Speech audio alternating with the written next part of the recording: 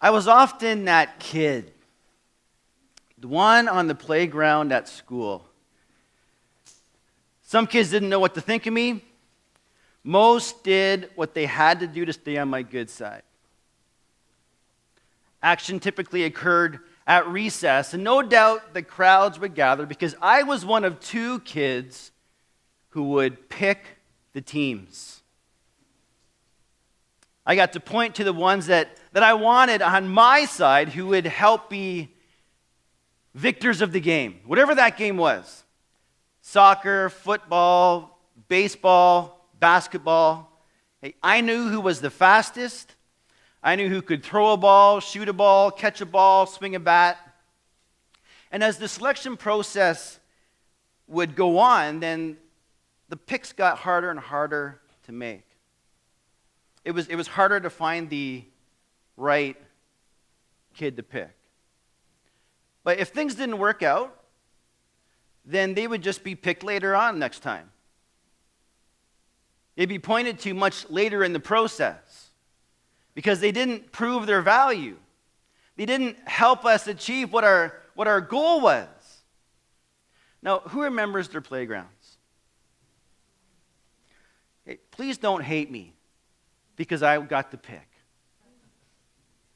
Please don't hate me because I got to point to the ones that I thought were going to be perfect to get victory. Please don't hate me because we all do that. We all do that. Some of us get to do that at recess, but all of us do that in life. We all point to the ones that we want to have next to us that we believe have some value or quality that is going to help us get to the place where we want to be. We all do this. And if you're like me, I'm finding it more and more difficult to get the right people on my side because of one quality that I find it more and more difficult to point to. See, I can point to fun people.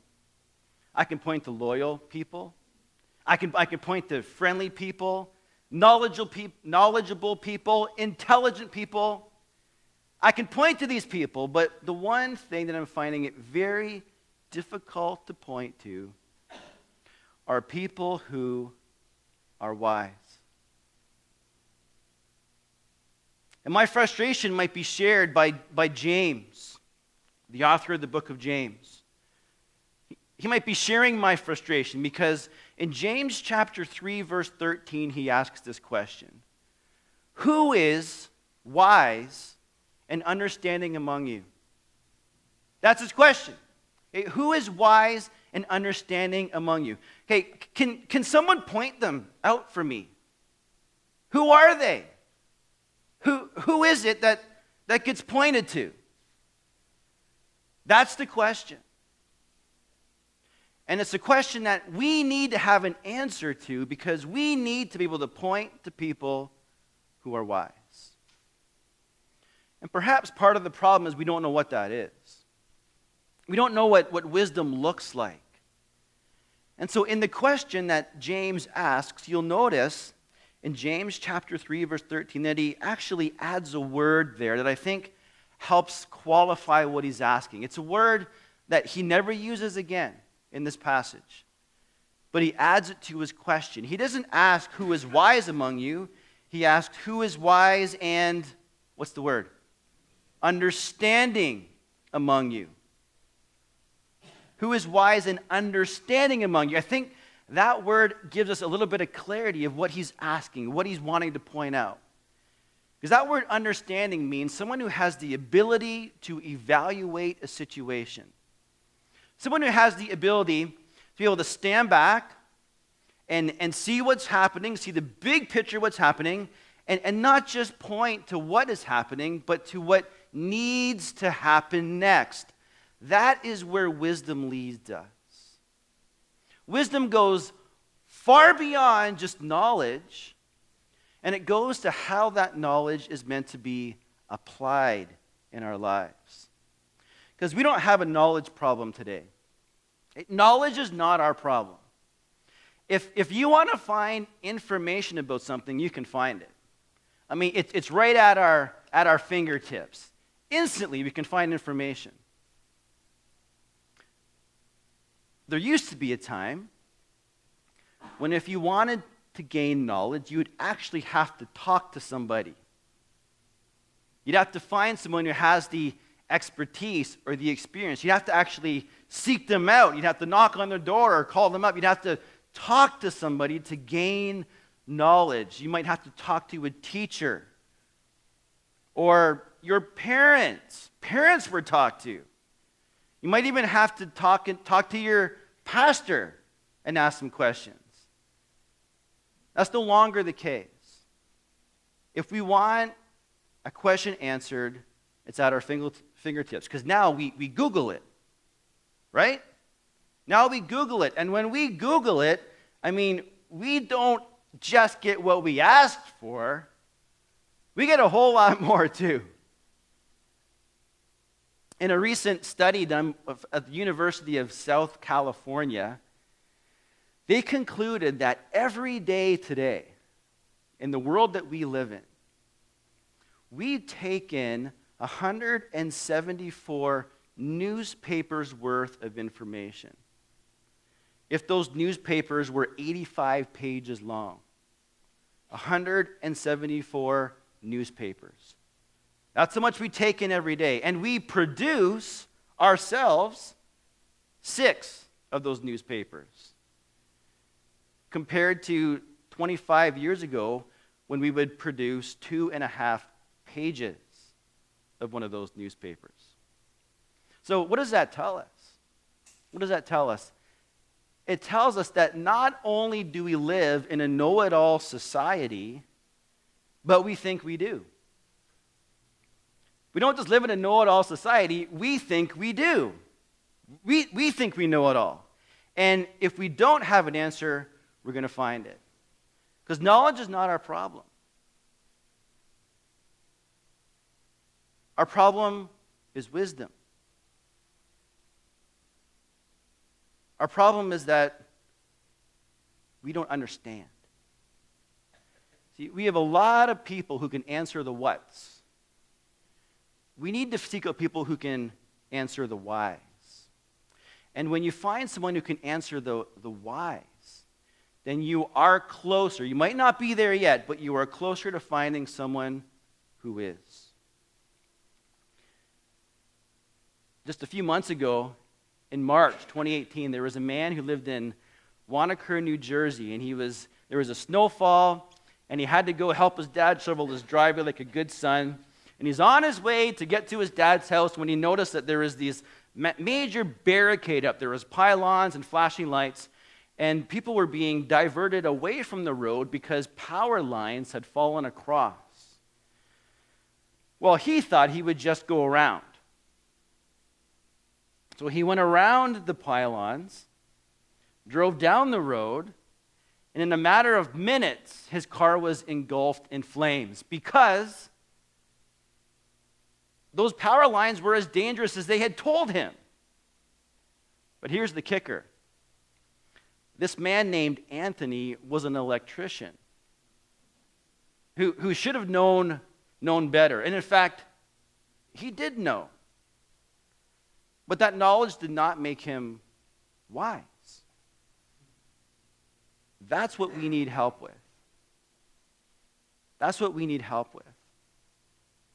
And that's exactly where James, in his teaching of wisdom, begins. Because in James chapter 1, verse 5, James talks about wisdom. And he says this in James 1, verse 5. He says, if any of you lack wisdom, you should what? Ask God. If you need wisdom, you need to ask God. James points us in God's direction. Because not just any wisdom is going to do. We need godly wisdom. We need that wisdom from above. That's exactly how James phrases it in chapter 3. We need that wisdom from above. And that should just make sense. It doesn't, but it should. If we had understanding, this would just make sense. Because when I was on the schoolyard, picking my team for the recess, and whatever that sport was, I knew who was the most highly skilled. And I knew exactly who I needed to pick to bring us to victory during that 15-minute or 20-minute period. Hey, I knew the most highly skilled person to pick, people to pick. And so when it comes to understanding life and getting through life in a way that is victorious,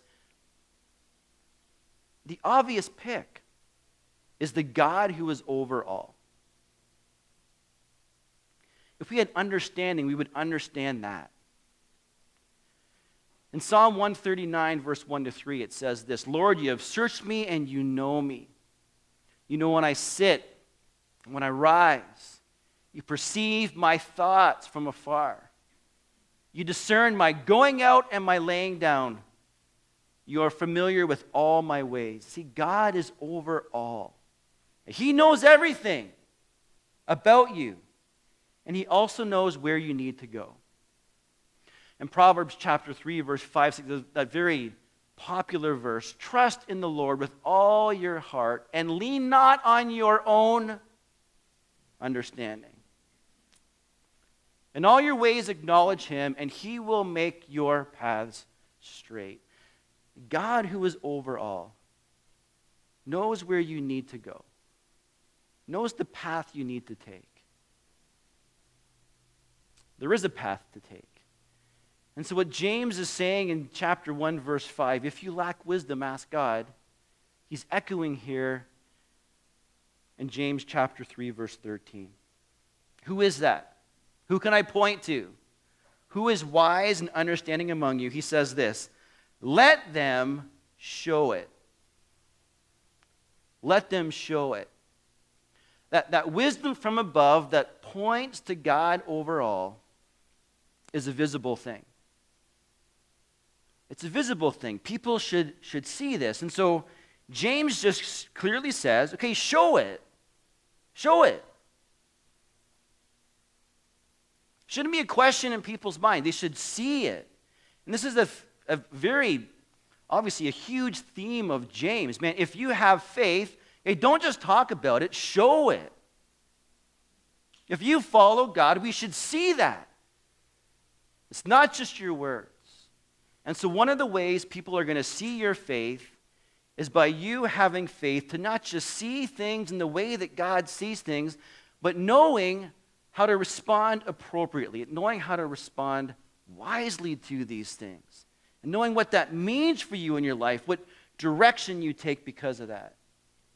James says this should be obvious to people. There shouldn't be a question in their mind. And he might even be irritated that he has to ask, who are these people? In fact, when James says show it, that word means bring it to light.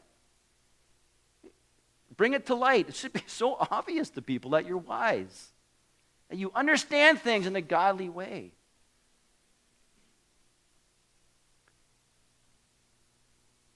In Ephesians chapter 4, 5, verse 14 and 15, it says this, wake up, O sleeper, arise from the dead, and Christ will shine on you. We sing those songs. Wake up, O sleeper, rise from the dead, Christ will shine on you. Right after it says this, be careful then how you live.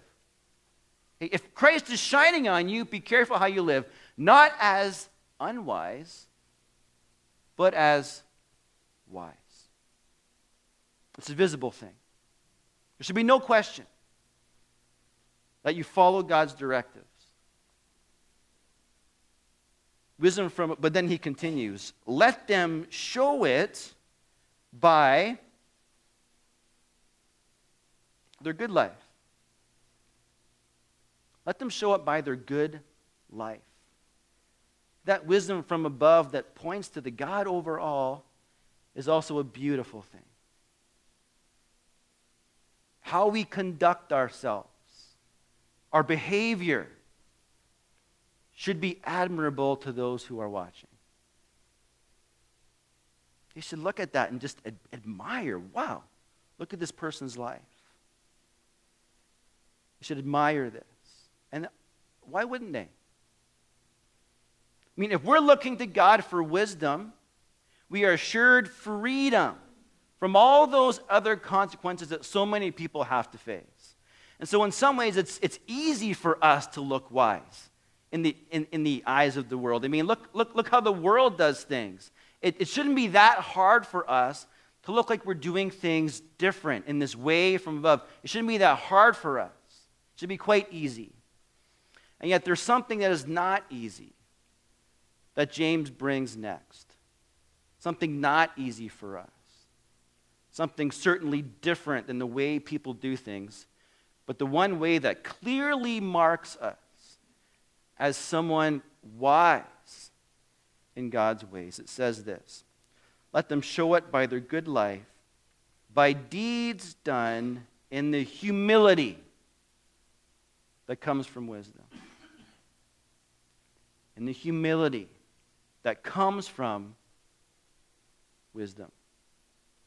That wisdom from above that points to God over all is also a gentle thing. That word humility is perhaps maybe in your translation, the word used could be meekness. Meekness. It means you have power under control. You have power to do some things, but you're going to hold back. You're going to be gentle. We cannot look to God for wisdom and ignore people. There's a very specific way that God wants us to deal with others. And he says gentleness is that way. We don't use people to get what we want. That's power out of control. We don't take advantage of them in a way that brings advantage to us. Okay, that's power out of control. But we see them the way God sees them, as someone valued by God. And someone that is highly valued gets a certain treatment. Things that are highly valued get a certain treatment. Think about your most valuable things. Where are they? My mom had Royal Daltons. I remember the day, Catherine, this is out of my notes, it just came to my mind. Maybe it's my guilt trip. I remember the day I was going at it with my brother in the living room. Pretty good. And I took a Sears catalog. You know how thick those things were? And I threw it at my brother's face, who ducked. And that catalog hit my mom's Royal Dalton. Why was my mom's Royal Dalton high up, away, supposedly away from all this?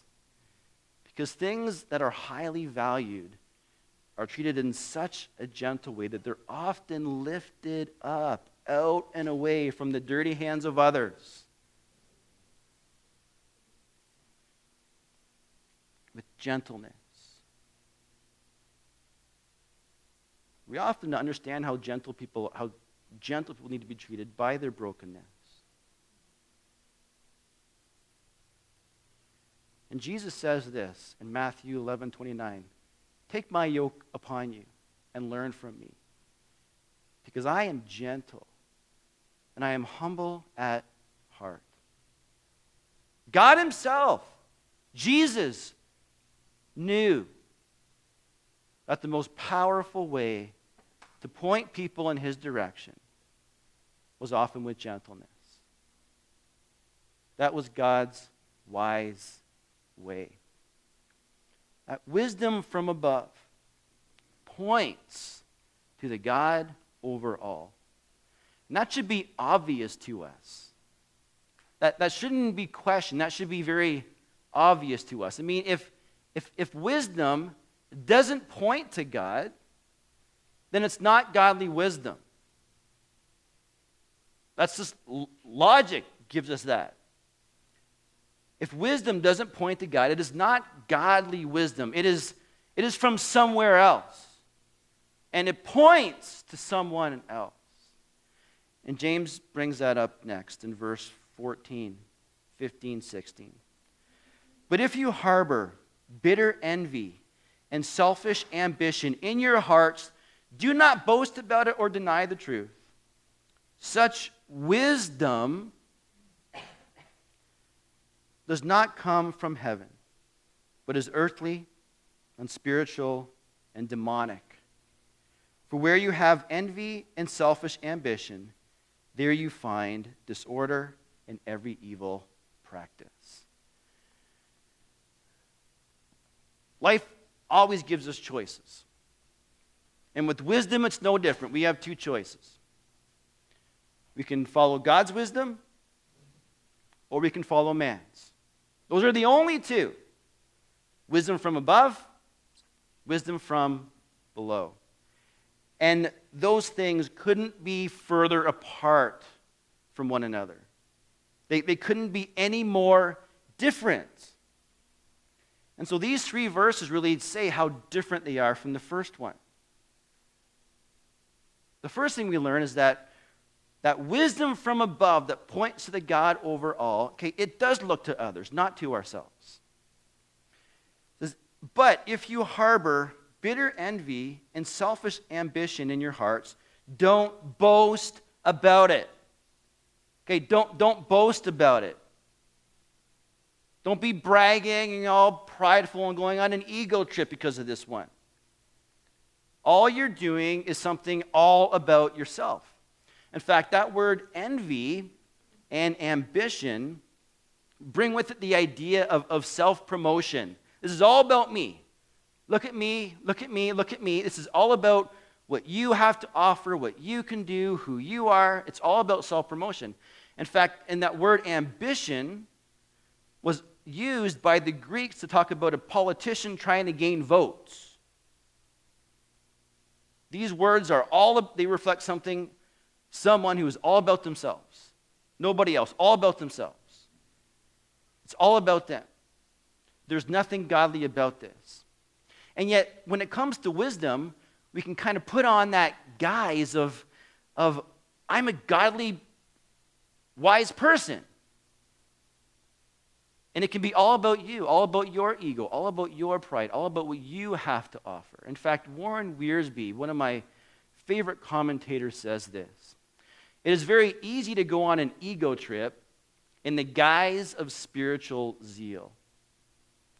You just think you know it all, and you have all the answers, and you can answer anyone's question, tell them what they need to do, where they need to do it.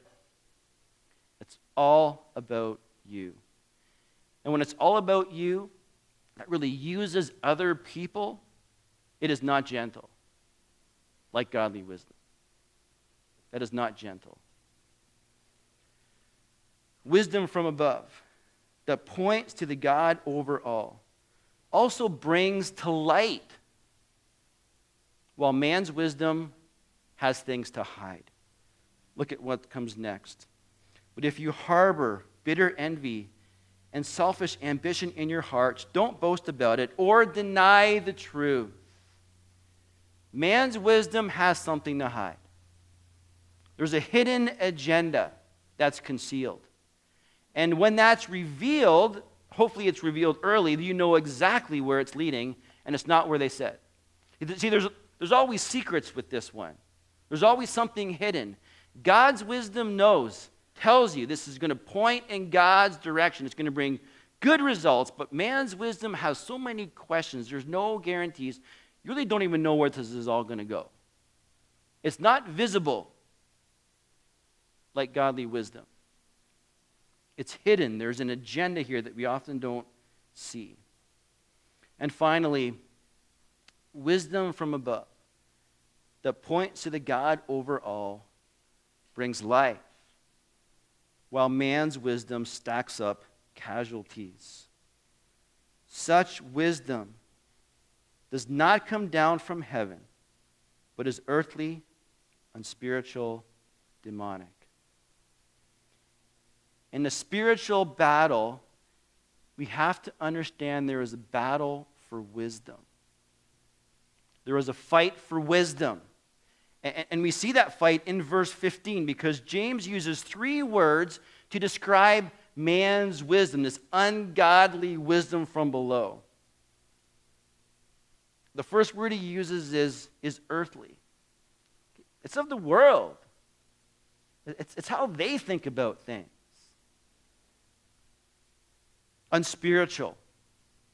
That word means it's of the flesh. It has sinful tendencies. It's always leaning towards.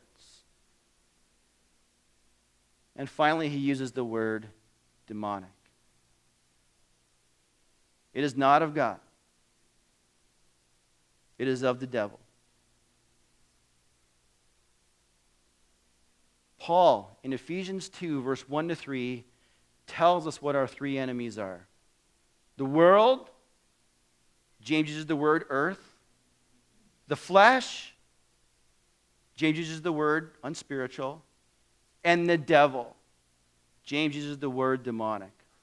He brings up our 3 enemies and says, if that's who you're going to follow for your wisdom, then this is what the result is going to be. It is going to bring you down because it brings disorder, complete chaos, and every evil practice. It is not going to end well. James gives us the information. It's right there. You've just heard what he said about wisdom. He's given that to us. But the question is, do you understand? Will you be wise? Will you apply these things?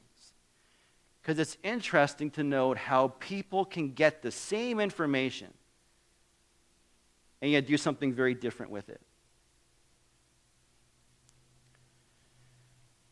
When engineers, I know we have at least one engineer in our church, when they're trained, they receive a wealth of knowledge, just a wealth of information. But more than the information they're given, they are taught how to apply that information because they know that that information has to be applied because, man, there's people's lives at stake here. There's going to be actually people, okay, driving across that bridge you just engineered or doing life in one of those structures you engineered. I mean, people are involved here. It's not just about the facts. Man, you better apply those facts properly and correctly because there's relationships that are going to be impacted with your decisions and with your application of your knowledge. And in a Canadian university program, when someone graduates from the engineer degree, they receive a pinky ring, usually made of iron. And they're given that pinky ring to remind them that people's lives are at stake with what they do, that they have to take their role extremely seriously because relationships are going to be impacted. It's about relationships. It's not just about what you've learned on paper and how to do your calculations. It's about the people. It's about the relationships. And as I read through this text, I wonder if James ends the way he does in these last couple of verses just to communicate to us the same thing. See, God has just given us some good information. He has written it down for us. We can gain knowledge so that we can be wise. But chances are we still won't be. We still won't apply those things properly until we understand that there's a relationship involved. And the one that is going to impact the most, the one at the top of the list, is our relationship with God Himself through Jesus Christ. Because that wisdom from above that points to the God over all is not just a visible, beautiful, gentle thing. It's a relationship thing. It's about connecting with Christ and having a relationship with him. To actually look like him and to know what he wants us to do. If you turn back to the book of Colossians chapter 2. Colossians chapter 2, verse 2 to 3 says this. My goal is that they may be encouraged in heart and united in love, so that they may have the full riches of complete understanding, in order that they may know the mystery of God, namely Christ. That wisdom from above points to God over all. And it's when we are growing in that relationship, it's when we're seeing who he is and what that means for us, that we will live in these wise ways, the ways that he desires. And that's described in verse 17. But the wisdom that comes down from heaven is first of all pure, then peace-loving, considerate, submissive, full of mercy and good fruit, impartial and sincere. What is described in verse 17 is not you at work, it's God at work. These are qualities that we only gain and grow in our relationship with Christ. And when we gain and when we grow in these things, we show someone who is wise. Someone who is wise because they point to the God over all. And when you point to the God over all in your life, that is always the best of directions. Verse 18, peacemakers who sow in peace reap a harvest of righteousness. That wisdom from above that points to the God over all is also, and finally, a righteous thing. It's a righteous thing. James doesn't talk about man-made results in verse 18. He doesn't talk about man-made results that will eventually just kind of expire and be done with. That's not what he's talking about. He doesn't talk about man-made results. He talks about God-given fruit. You will produce righteousness. It's this God-given fruit. He talks about fruit, about something that gives life and is satisfying. And when we follow God's wise ways by being fed through our relationship with him, we are satisfied, as are others around us. Because wisdom from above points to the God over all. Who is wise and understanding among you? Now, I know I might have started this sermon with a downer because I talked about the playground. Some of us may not have had very great playground experiences. Maybe you weren't someone that got picked often or high on the list. I don't know. I'm not here to judge or pick a team right now for soccer, so you can relax. But thinking about picking and pointing to the people that we need around us is something that we all do. So even if you didn't get to pick as a child, you have to pick as an adult. And you do. You know who it is you need around you. I do too. And I would love to be able to point to you as someone who is wise. Someone who can be on my side, who can point me in that godly direction, is able to give me the insight and the understanding that I need to know what God requires of me. I would love to be able to point to you as someone who is wise. But who do you point to? If you do not point with your life to God, then I cannot point to you. Because that's where wisdom leads us. Let's pray. God, we thank you again for our study in the book of James. It's been a while since we've been here with just things happening here. So it's good to be back in this series and to back in this book. And back once again with a very practical question, aspect of life that James brings to our attention. Are we wise? Are we someone that you would point to as someone who is wise? Not in man's ways, but in your ways, and how you see things, and how things need to be done to glorify you. Are we wise?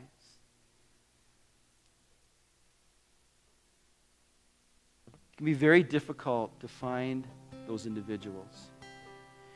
And so God, today, again, this is just knowledge. This is just information that we've gleaned today, but we need to apply this properly. And probably the first thing we need to do is ask ourselves just that real tough question. Would I get pointed to for this? Can someone rely on me as someone who has that wisdom from above? Is that me? Well, the way that we answer that question is to ask ourselves, do we point to the God over all? Is that what we do? Is that who we are? Is that a visible, beautiful, gentle thing in my life? Is that a relational thing that is bringing those results that only you can bring with righteousness? Is that me? God, I pray that we be people who could get pointed to, and if we're not, then I know where it needs to start, with the relationship thing. We need to be fed by you, to understand your word, to know how it not just applies to ourselves personally, but how that branches out to our families, our communities, our church. It's a relationship thing. So I pray that we would just continue to be fed by you and satisfied alone by what you bring to us. Because God, you're looking for godly results, not man-made results, not things we can accomplish that eventually just kind of get pushed away and pushed aside and done with. You look to that God-given fruit that is satisfying and fulfilling, and only you can do that. That's why we point to you. Help us to be wise with that wisdom from above. May we live lives that point in your direction. And we thank you and pray in your name.